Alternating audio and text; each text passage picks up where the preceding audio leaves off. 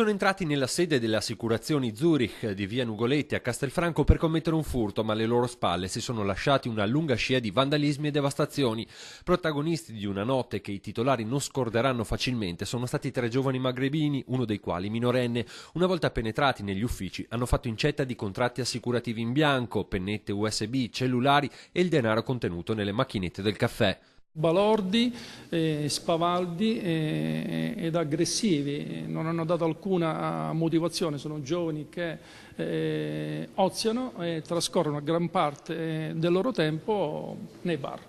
La frustrazione per non essere riusciti ad aprire la cassaforte ha infine scatenato la furia distruttiva. I 3 ragazzi hanno svuotato il contenuto degli estintori sopra sedie, scrivanie e scaffali. Non paghi, hanno imbrattato tutto con scritte fatte a pennarello, con frasi irriverenti ed epiteti irreferibili indirizzati al titolare. Ma è stata proprio la loro spavalderia ad incastrarli, quando, come ultimo atto di sfregio, hanno deciso di usare la fotocopiatrice per l'ennesima bravata.